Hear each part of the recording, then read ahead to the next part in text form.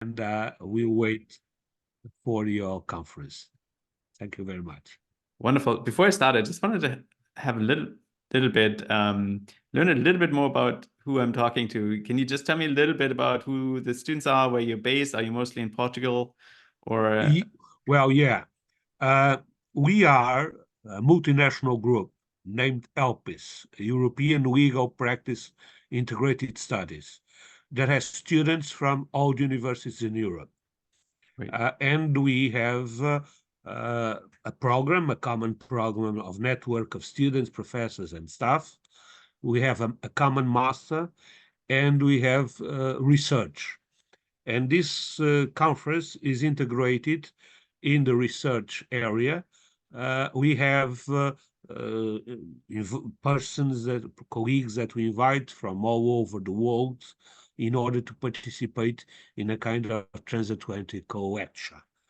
The students come from different universities. Some of them are Portuguese, some are German, some are of different nationalities, French, English. We have all the nationalities involved in our Polish, all the nationalities involved, and it's part of a program of our master course. And I am Vasco Pereira da Silva. I'm the general coordinator of ELPIS. So I'm in charge of all the activities that we are doing. First, it was Professor Fenger from Hanover, that was the founding father of this group. Afterwards was Bernd Oppermann, also from Hanover. And well, I'm his successor. I come from Lisbon, and I'm doing this job for 6 years or so as the coordinator. I'm one of the oldest guys in the network, but as coordinator, 6 or 7 years, something like that. Wonderful. Well, it's great to learn a bit more about you all. It's a great pleasure to be here. Thank you very much. If you're international lawyers, you may have been following the proceedings before the International Court of Justice today, and so of course a very historic moment, South Africa bringing a case against Israel. Indeed. But I want to take you to more mundane issues today and focus on international lawmaking. As lawyers, we often pay a lot of attention to international courts. We like the fact that they issue judgments which we can read, and it's often more challenging to study the lawmaking process because people feel that that's more a political issue. But I actually think that law is deeply implicated in lawmaking processes because ultimately what you're making is law. So law has an influence on the process and also is deeply affected by the way in which the process is organized. And what I want to talk about today is the World Trade Organization. I don't know how much background you have in international trade law. I know you heard from Raimbold Behboudi at some point who told you about dispute settlement in the World Trade Organization. I want to talk about the dispute settlement system. Since we're a small group, I would be very happy to have it interactive. So if any questions come up during my presentation, please feel free to interrupt me. Just turn on your microphone, your video, and ask your question, or write something into the chat. Because I know the subject matter can be a bit complex and unfamiliar, so I'd be more than happy to answer any questions. So maybe, I don't know, I should say maybe a little bit about myself. I'm originally from Germany, but I'm now teaching in Canada at Queen's University at the Faculty of Law. Before I joined Queen's University, I worked for 2 years at the World Trade Organization. And I did my PhD in law at the London School of Economics about the lawmaking process in the World Trade Organization. So the paper that I'm presenting today is actually comes ultimately out of my PhD research. Okay, I'm going to try to share my screen here. 1 second. Yeah, I have a little bit of a presentation. I think Andrea, she gave you the authorization for that. Let me see.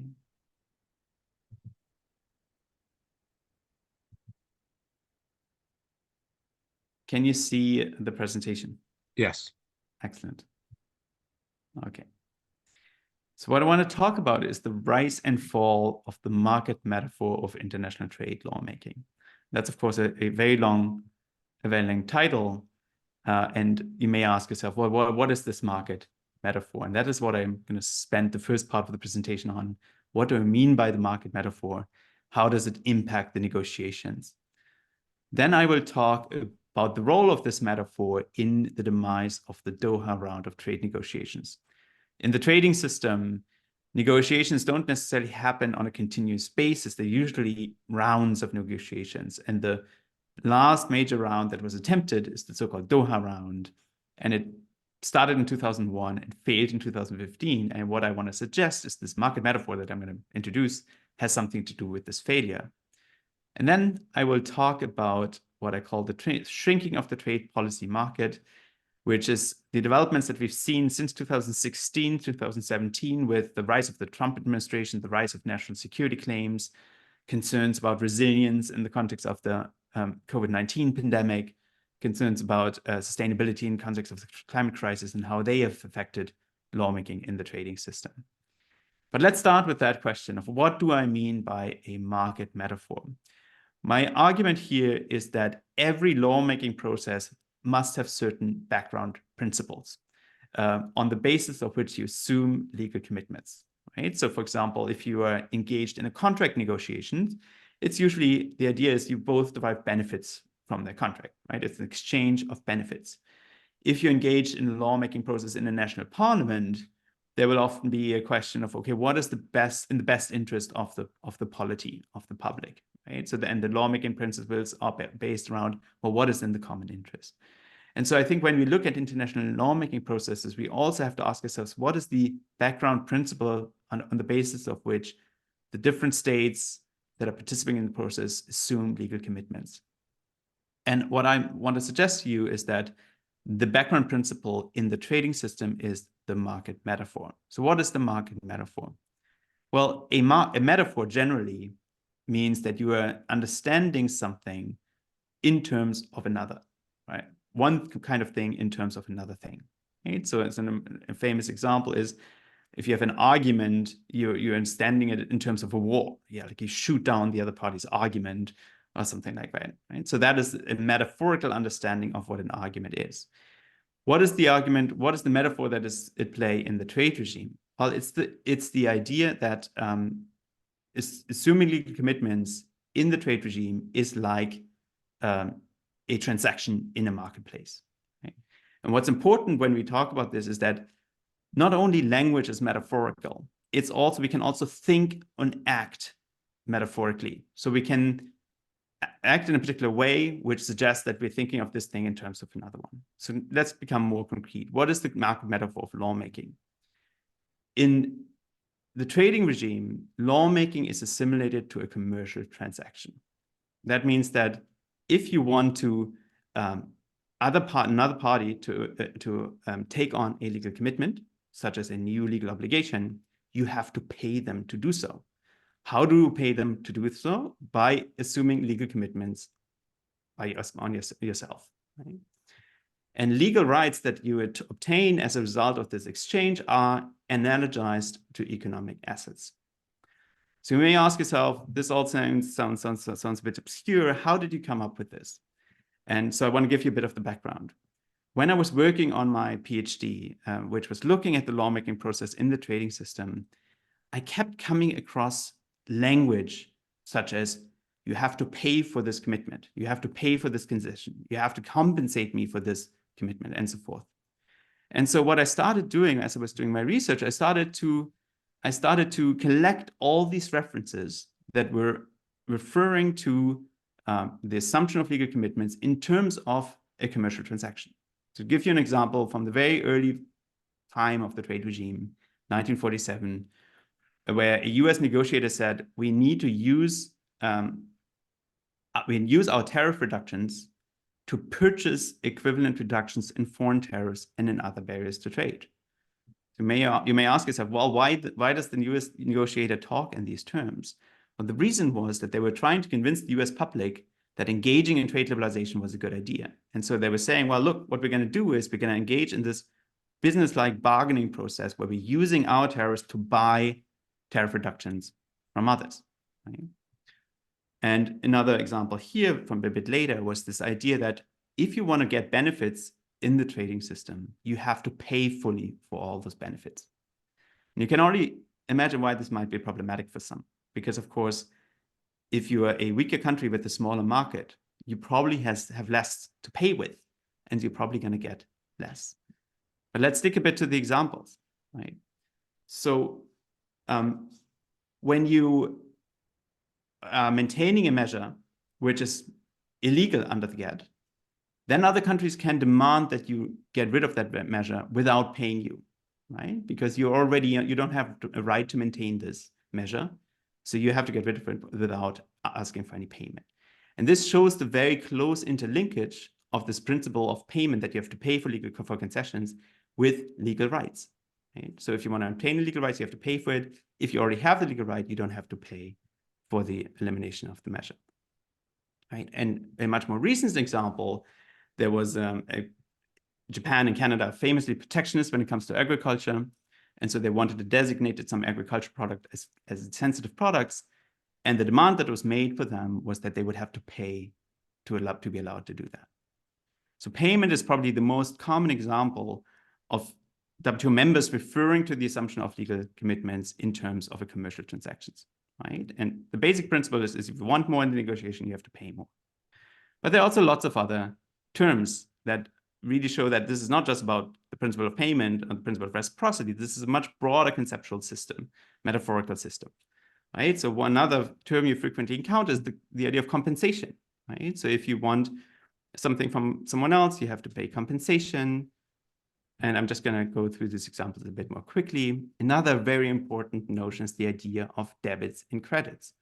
So in the 1960s, the members of the GATT at the time started negotiating in ever new areas.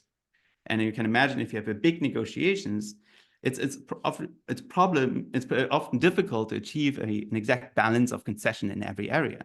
So the idea that emerged here was that each country will have some debits or credits in different areas of the round, and then we'll kind of balance them out across different areas of the negotiations.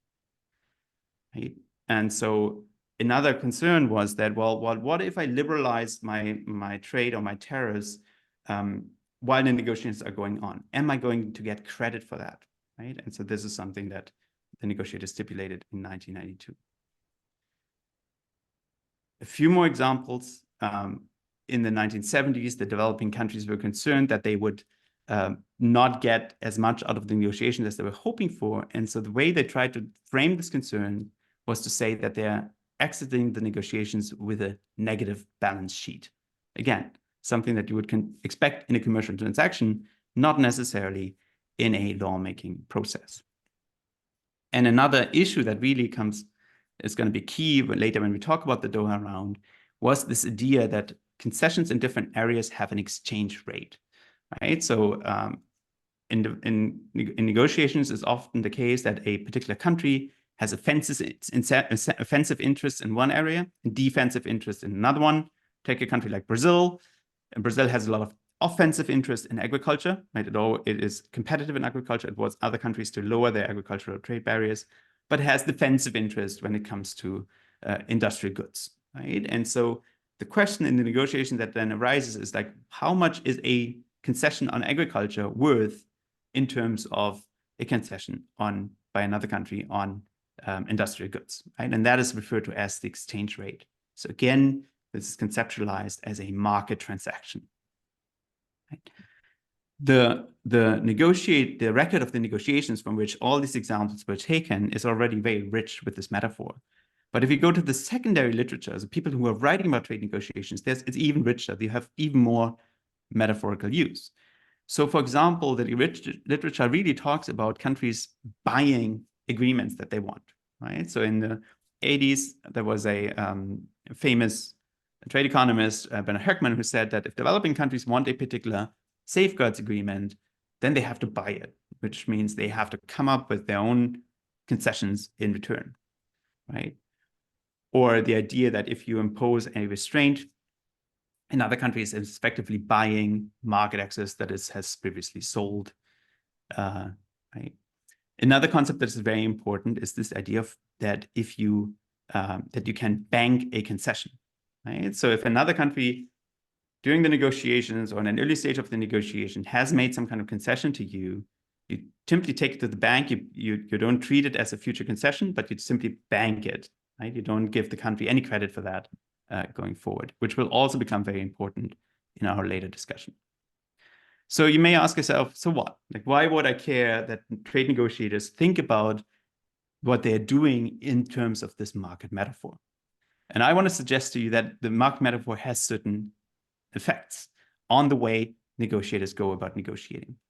So the most important ones I want to highlight here in advance is that it hinders lawmaking in the common interest, right? Because if you think of what you're doing in the lawmaking process as a commercial transaction, you're going to always think about, okay, what's my interest here and what's the other party's interest here? And how can I trade those off against each other? So you won't necessarily think about, okay, what is our common interest in a solution and try to frame the problem in those terms, right? So it will change the way in which you approach your thinking about the interests at stake. But it also makes it much more difficult to consider questions of equity, fairness in the negotiations. Because if one country comes to you, you come with an idea, and the other country immediately says, okay, what are you going to pay for that? That suggests you're kind of in a market bargaining situation where fairness is not really an issue, or broader questions of equity are not really an issue. And as we'll see, that will also become very important. So what are the effects on the lawmaking process? So I would suggest that there are different scenarios that we have to distinguish, which all come up in negotiations. The first one is where you have divided interests. So one country wants one thing, another country wants another thing, and I call it here a definition of a problem, and there's no overlap between the two things that the countries want. And in this situation, the market metaphor actually works very well because it makes lawmaking possible. Because what you can then do is that you can say, well, look, I'm going to exchange the thing that I want for the thing that you want. And just to give you one example, in the areas of subsidies law, subsidies are state support that is given by one country to its enterprises. There was an attempt in the 1970s to negotiate an agreement. And the problem was that the countries in the GATT at the time, in the multilateral trading system at the time, had very different views of subsidies. The Europeans thought subsidies were principally a good idea. The United States thought it was a bad idea. So they couldn't really agree on whether subsidies were good or bad, but they had very specific interests. So the Europeans wanted the United States to make certain changes to its countervailing duty law, which is the law that allows the United States government to retaliate for subsidies given by other countries. And the United States wanted other countries to generally accept more stringent disciplines on subsidies. And so what the countries did was they simply exchanged those two things for another by putting them into an agreement, right? On the one hand, the US made the changes to its law, obliged itself to make the changes to its law. On the other hand, the other countries accepted more stringent obligations regarding their subsidies. And so they made it into an agreement. And what's striking about that agreement is that you could tell from looking at the agreement that there was no common definition of the problem. And you could see that by the fact that the agreement did not have a preamble. Like normally, states, when they conclude a treaty, they have a preamble at the beginning where they set out what the goals of the treaty are.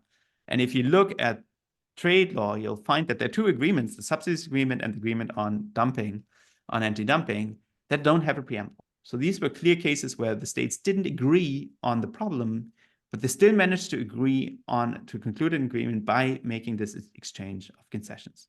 So in certain scenarios, this market metaphor can actually be very productive, right? It can allow states to come to an agreement, even though they have no common definition of the problem, and in fact have very different interests.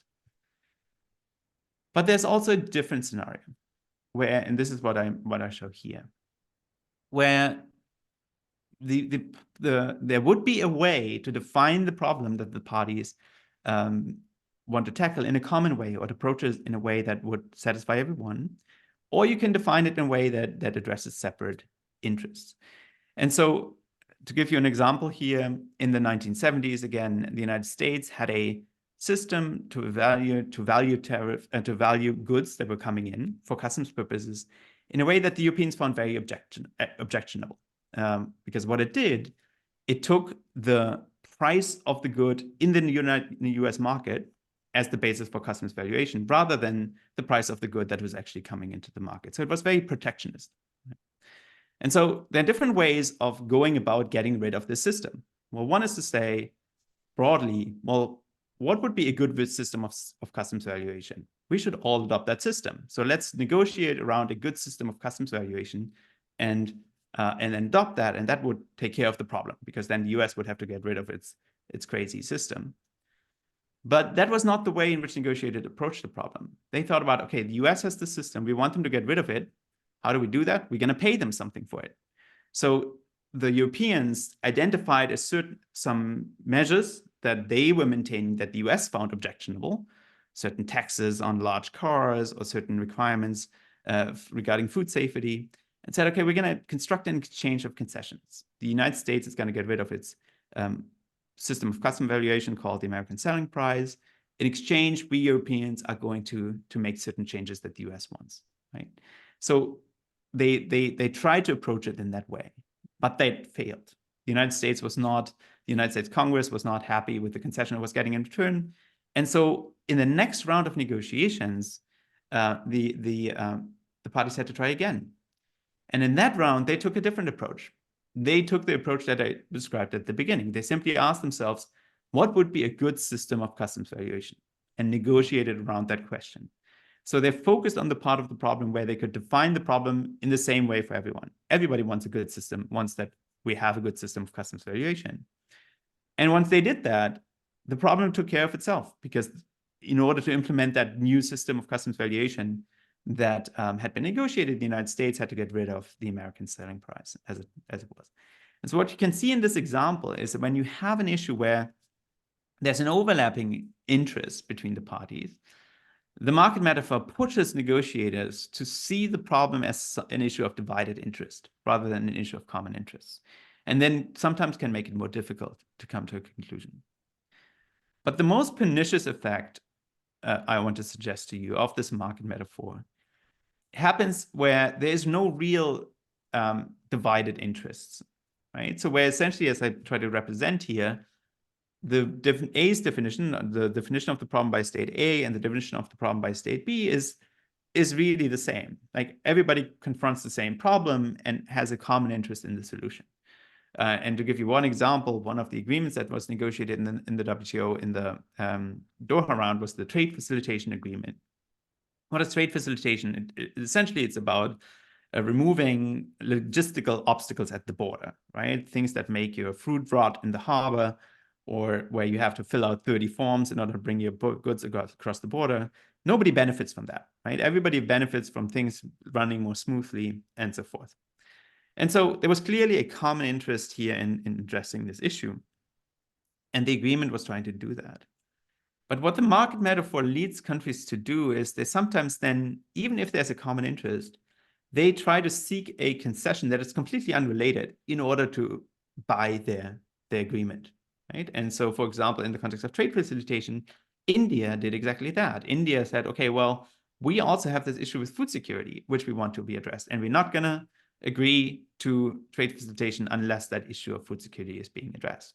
And so even though trade facilitation was addressing trade facilitation, improving trade facilitation was in the interest of all members, this idea that you have to pay for anything you want, it leads countries to try to make these linkages and in unrelated areas, right? And also another effect that it has is that countries are often reluctant to make proposals, because they know that if they make a proposal, even if the proposal is beneficial for everyone, they are going to be asked to make concessions to move this proposal forward. They're going to be asked to pay for it. And so that's something that is problematic. So essentially what the market metaphor does, it gives countries carte blanche to pursue their narrow self-interest in the lawmaking process, right? So there's this basic principle, and this comes from a very early document setting out how the negotiations would work, which says that no participating government has to make unilateral concessions or to grant concessions to other governments without receiving concessions in return. Right? And one of those problems with this principle is that it doesn't really take into account what happened before, right? I mentioned to you there are always these new rounds of negotiations, and you never look back and ask yourself, well, who got a better deal in the last negotiation? And then say, okay, how can we rectify that imbalance? It's always, baseline is always reset to zero. So in every negotiation, you start from scratch. You say, well, no matter if I got a better deal in the past, now we're starting from zero. And that, of course, makes it very difficult, for example, in negotiations for two types of countries. Well, one is tariffs and countries that already have very low tariffs. Because if you already have very low tariffs, you don't have much to offer other countries. You don't have much with which you can pay other countries to give you concessions. And so for them, this principle was very upsetting and very difficult because they didn't have much to pay. They didn't have much bargaining coin to use in the negotiations. Another group of countries that for whom that was very difficult was the developing countries. Because in order to be able to pay in the trade negotiations, you have to have something that other countries want. And what do other countries want in trade negotiations? Well, they want to have access to a big market. And especially in the 50s, 60s, and 70s, when most of the trade negotiations happened, developing countries didn't have that. They didn't have large markets, so they didn't have much to pay with. And as a result, many barriers to their products remained very high. Right? Just to give one example of how deeply ingrained the market metaphor is, there's one principle in trade law which is at odds with the market logic, and that is the principle of most favored nation treatment. What is most favored nation treatment? It means that if you give a particular advantage to another country, you have to give that countries to all members of the World Trade Organization or all members of the GATT, right? And so that seems like it would go against this market logic because you're giving a benefit to everyone, even if they haven't paid anything for it. So how did negotiators deal with that? Well, they dealt with that by developing something called the principal supplier rule, which means they would always only negotiate with a country that was the principal supplier of a particular product. Why would they do that? Well, because that principal supplier had the most to gain from a particular concession and therefore was going to be willing to pay the most. And again, that had a big adverse impact on developing countries. To just give you a concrete example, so countries like India and Bangladesh were always exporting a lot of clothes and textiles, even in the 60s and 70s. And they wanted to negotiate around those tariffs with developed countries. But the problem was that the principal supplier of textiles at the time was still countries like Italy and France. And so the developed countries simply wouldn't negotiate with the developing countries because they said, well, if we give you a concession, then France and Italy are going to get something for free, and we don't want that. So we're going to negotiate first with Italy and France and see what they can pay us if we reduce our textile tariffs. And then we'll see whether we also offer something to you, right? So the basic message here was you're free to extract the highest possible price for your trade concessions, just as you are free to do so in a commercial transaction, right? And the idea that you should spread the benefits around wasn't really that powerful. Let me stop here and see whether there are any questions. I know it's a lot of material. It's very somewhat obscure. But let me see whether anyone has any questions.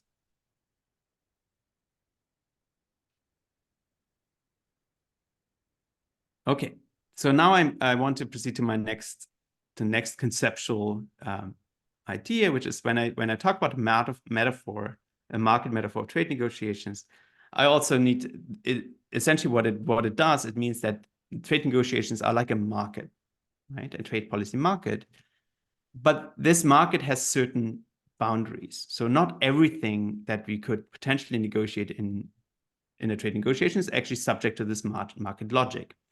I already mentioned that illegal measures are not subject to this market logic.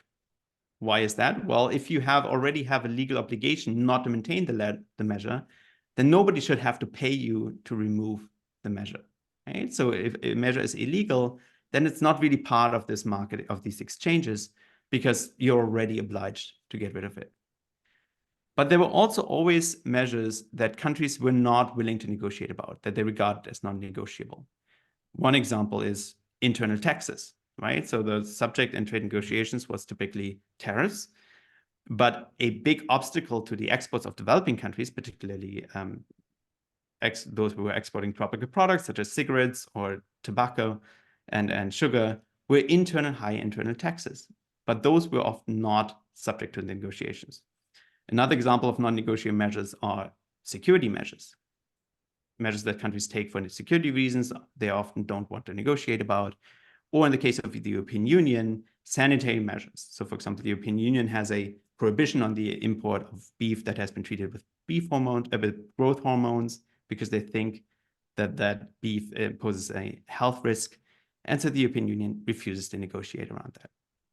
But there are also certain measures where countries actually approach them through the lens of a common objective. And so, for example, I mentioned trade facilitation. That was one area in which countries actually saw a common objective, so they were not seeking these exchanges.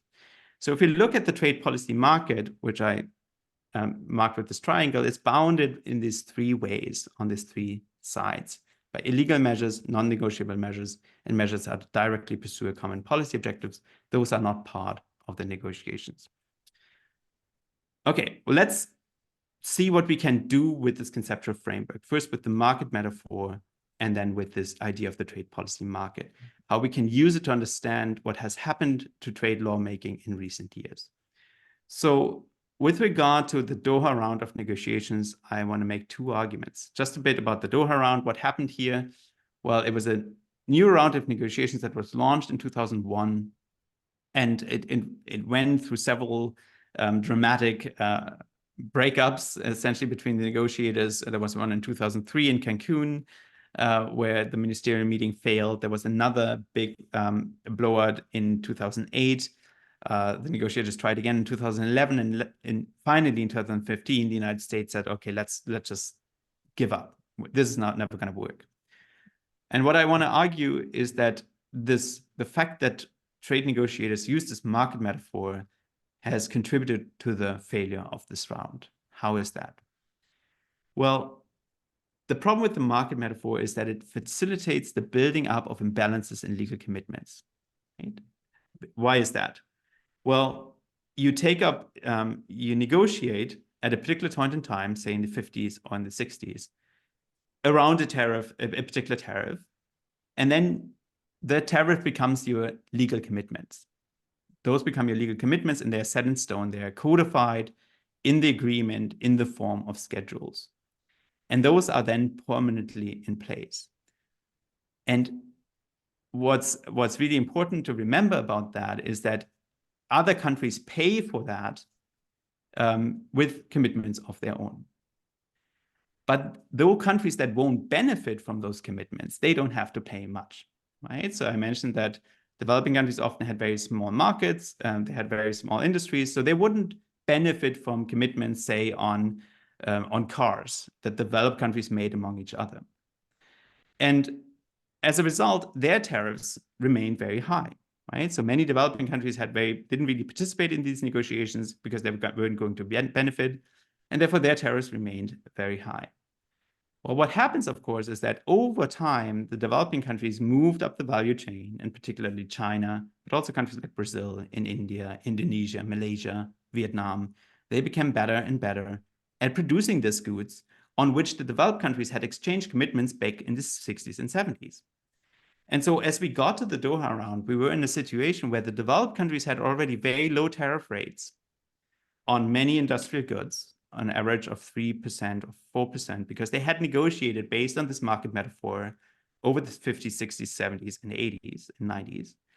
Whereas the developing countries, which often hadn't participated in the negotiations and hadn't been asked to pay with their own commitments because they were not going to benefit that much, still had very high rates. So China had an average tariff rate of around 9%, Brazil an average tariff rate about in the 30s, and India even more than 50%, right? So because you always look, when you negotiate, at who's going to benefit from that and who am I going to ask to pay for that, you only look at the situation at a particular point in time and then codify the resulting outcome, and that then stays in place forever. But of course, the circumstances change, trade flows change over time. And so what the United States and other developing countries then said in the Doha round, they said, well, really developing countries, and particularly your emerging economies, you have to catch up with us in terms of your legal commitments, right? So it's it can't be the case that we have very low tariff rates and countries like China, India, and Brazil have these high tariff rates. And so what you need to do is you need to accept additional reduction commitments in the Doha round. Well, the developing countries simply said, well, look, if you want us to pay more by reducing our tariffs more, you have to pay more yourself. You have to come up with additional concession on agricultural subsidies.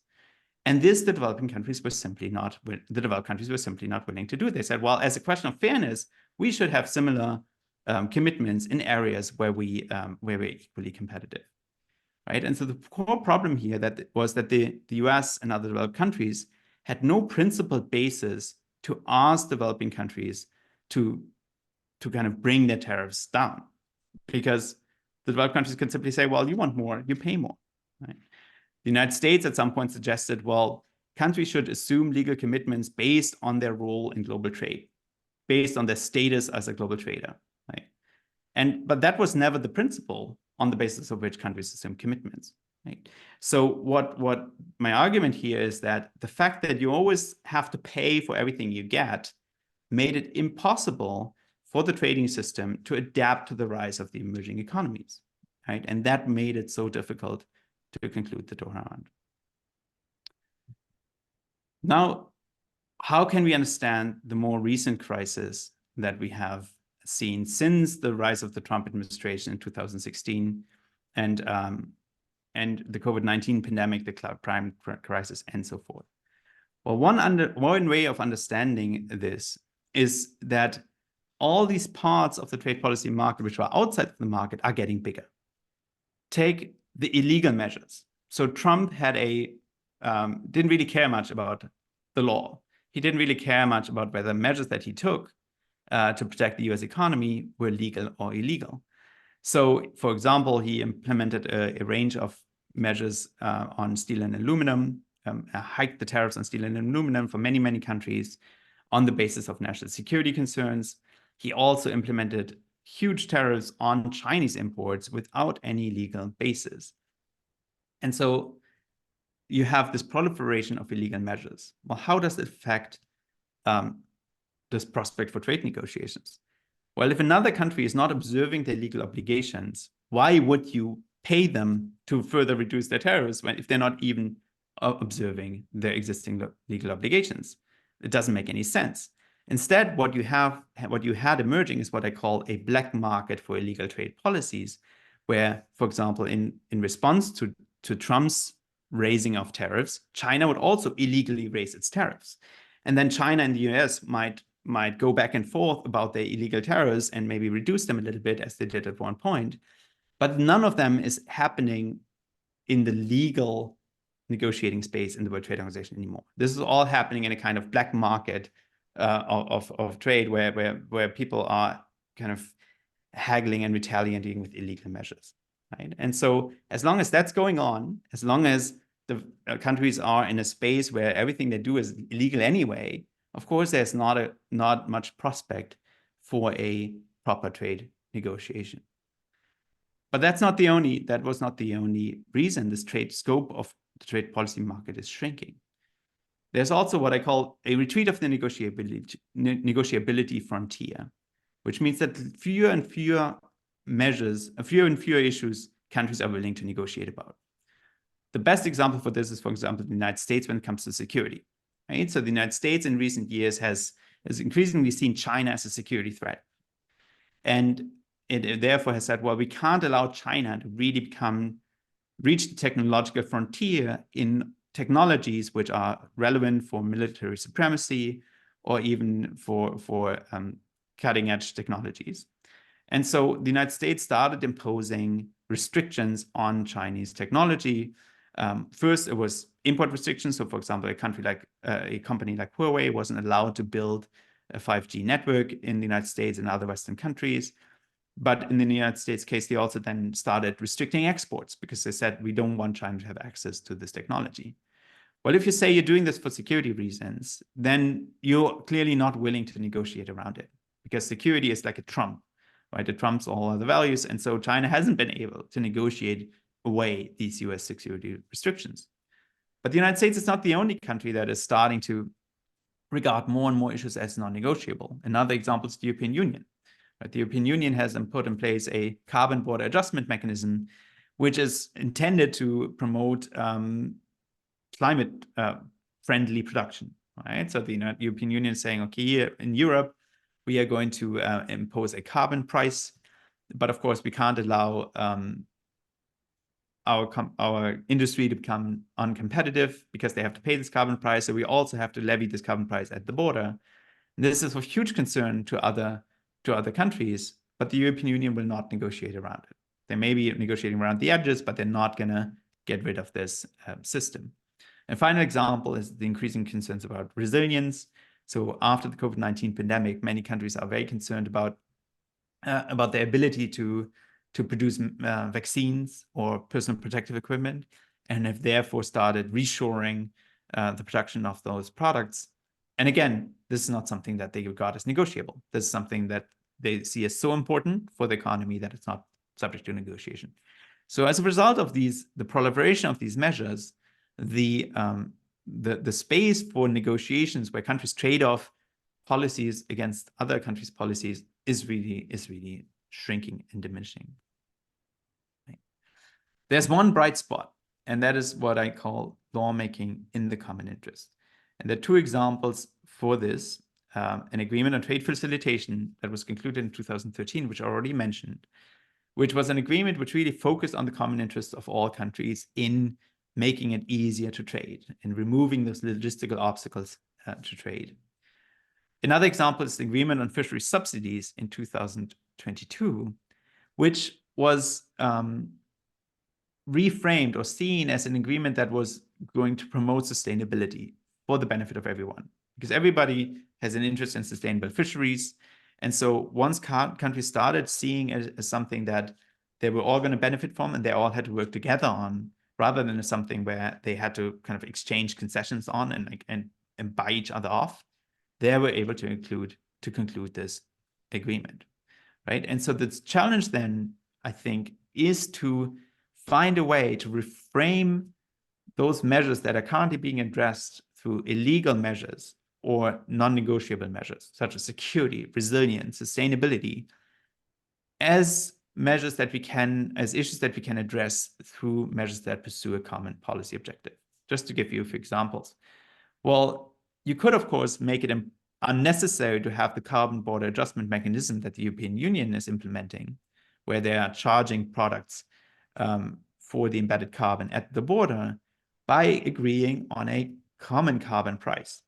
Right? So by having a carbon club where you all charge companies for the carbon that they produce, and that would make it unnecessary to calculate the carbon content of goods at the border, right? So that's one example. Or you could agree on, when it comes to resilience, vaccine production, you could agree on binding commitments to share vaccines. That would make it unnecessary for every country to have make sure that it has its own vaccine production. Right? These are all examples where what we have to do is we have to get away from this quid pro quo mentality where one country pays another country to do something that it otherwise doesn't really want to do, to thinking about these problems that are increasingly on our minds as issues that we have to address through the lens of a common policy objective.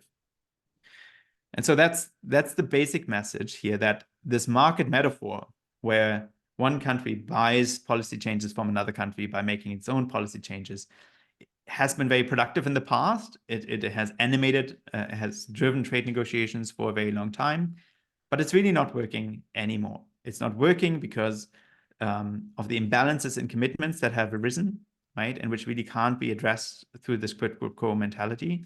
And it's also not working anymore because the scope of measures that countries are willing to address through this with this mindset is shrinking so much, right? And so it's really, as I suggested, that's why the paper is called The Rise and Fall of the Market Metaphor of Trade Lawmaking.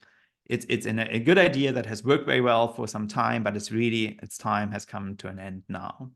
And the future of trade lawmaking is really in trying to think more like a domestic legislature would do. What is our common interest? What are our common objectives? And how do we best address them? So that's my presentation. Thanks so much for your patience. I know this is not easy material to take in. I'd be more than happy to take any questions or any comments that you may have. Well, it was very, very interesting. Let me see if our students are there to ask any questions. If not, wow, how are you, Jose? It's a student of mine from Lisbon. Go ahead. Sorry, Professor, I hope you're well. I wasn't going to ask anything. I was just turning on my camera to see the end of this lecture. Okay. I love that. I'd love to see faces. It's so much better to. Yeah, indeed. Oh, but we have another one, Salomão, over there, that wants to ask something. Go ahead, Salomão. Hi, Professor. Good evening to all. And thanks for Professor Lamp staying with us in this meeting, and Professor Vasco too, and Dr. Andrea. And I will like, after I listen the Professor Lamp, I would like to put one question about the new things are in around the world now in the commercial world, because the agreements of Gates don't allow the dumping, but now with the association of the new countries with the BRICS, can be a black market this moment and can control it with the courts of the Gates. I would like to listen to your opinion, Professor Lamp. Thanks. I mean, I'm not sure that I 100% know what you're asking. I mean, the BRICS is all these countries. They are part of the World Trade Organization. Yes, so, and about the world commercial, and they do the laws between them, and then control it about the other countries who buy and sell merchandise and merchandising, and the taxes and maybe illegal measures do it and don't control it in the world to the other countries with in the law. Well, we have to. I think we have to distinguish two different things. One is, well, what is the law in the World Trade Organization? It governs what countries can do to restrict trade, right? So, for example, whether they can impose a tariff, that is something that is governed by World Trade Organization law. Whether they can give a subsidy, whether they can impose a quantitative restriction. So that's something that is common to that all the BRICS are subject to these obligations. And as far as I know, this new BRICS arrangement that they've made is mostly a declaration. They haven't concluded an agreement where they would change the obligations from what they are subject to in the WTO. So it actually doesn't really affect their legal obligations. Whether they actually implement their legal obligations, that is a different matter. Of course, enforcement is always a big problem for trade or for any type of international law. So I can't really speak to that. I don't know exactly. You would have to talk about a specific industry or a specific issue. But what I can say is that the BRICS, even in this expanded form, they haven't really negotiated legal obligations among themselves. They've just essentially made a political declaration that they want to work together, but that doesn't affect their legal obligations.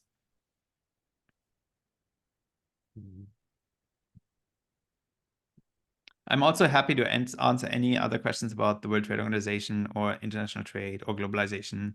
It doesn't necessarily have to do with my talk. So anything that is on your mind, I'd be happy to discuss. Well, I would like to ask something to you about the future. Yes. Because whether we like it or not, the system, the metaphor of the market, as you told us, creates some law. and has worked in the international relations.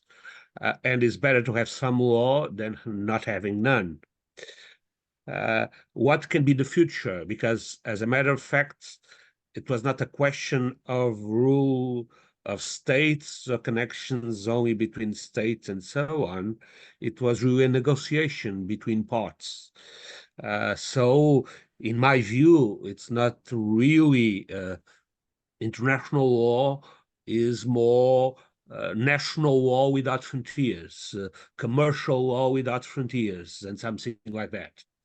And how can we replace that? That in another way brought progress to the area and increase the negotiation between the countries. Because I like very much your metaphor and the fall and rise of the market seems to be very appropriate, quoting Brecht and one of his plays.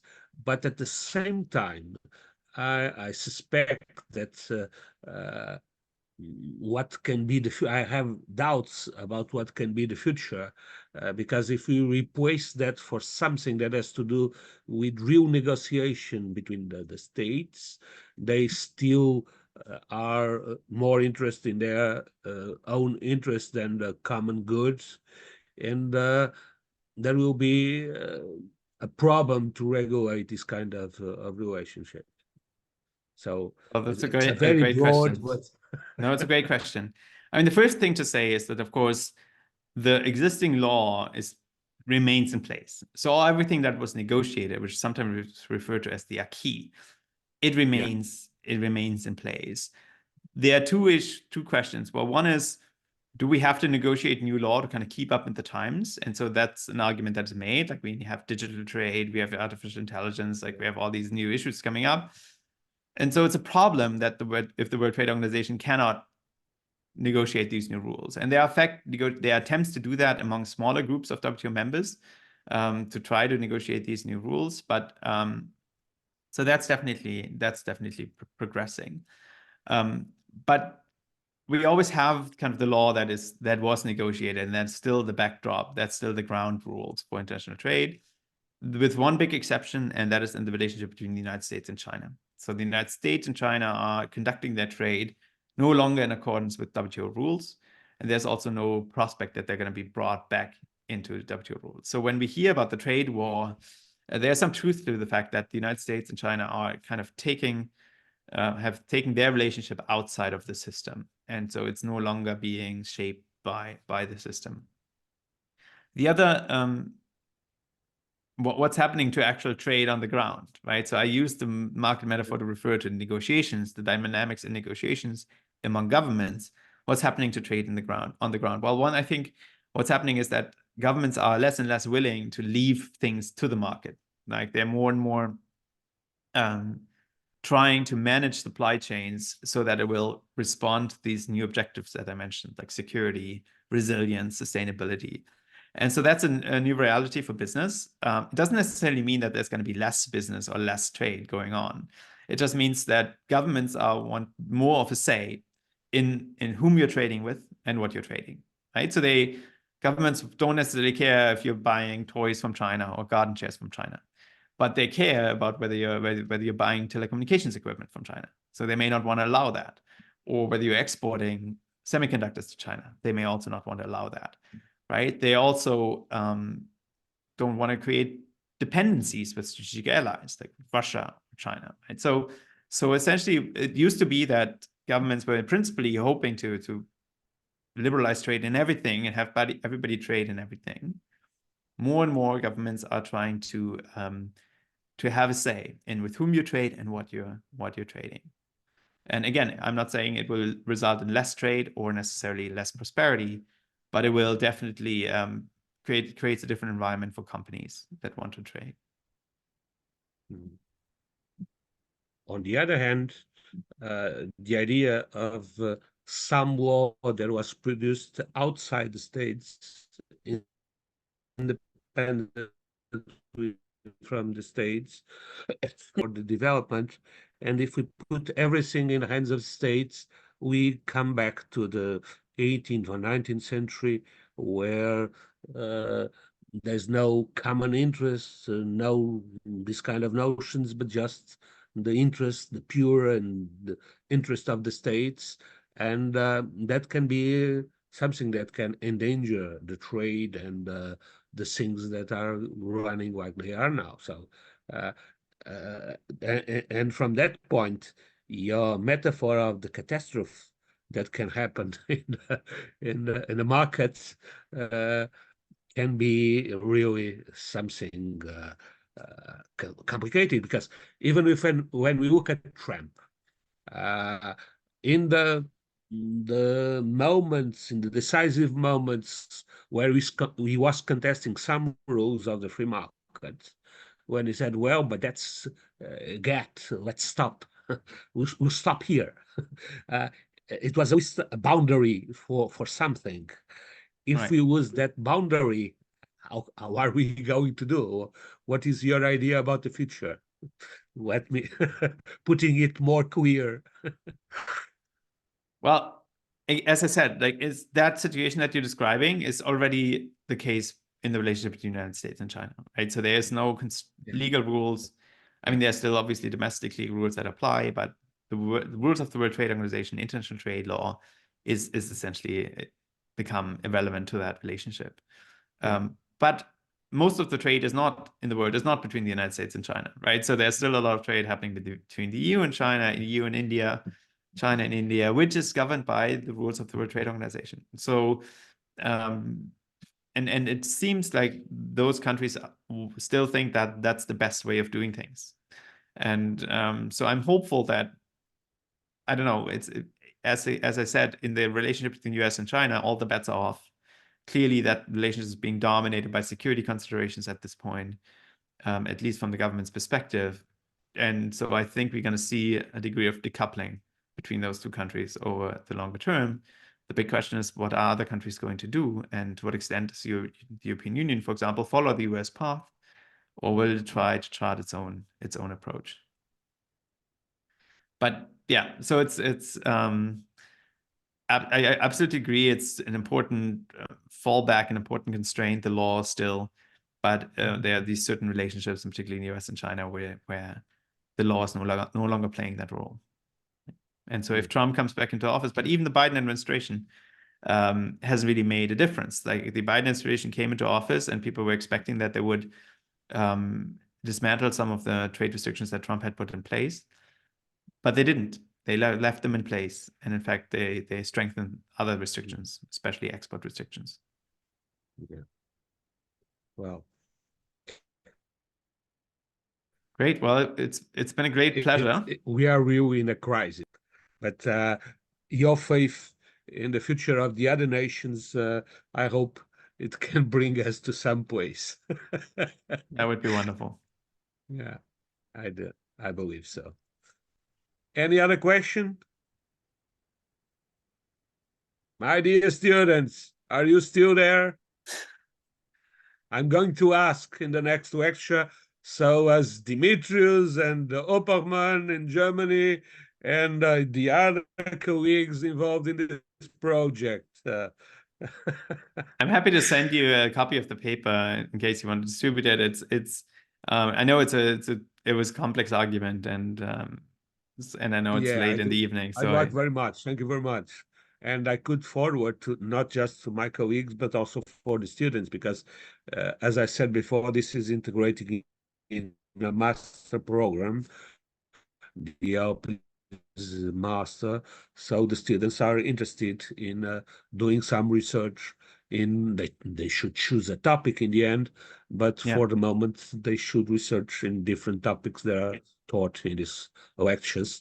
And indeed, yours was a very wonderful, a very bright lecture. It was great that you have been here with us, and I have to thank you, not just in my name, but in the name of Alpes and in the name of the community that's trying to create in the field of law teaching a world without frontiers. That's wonderful. But that's based in common will of persons, and we are enlarging. Let us say that it began in Hanover. We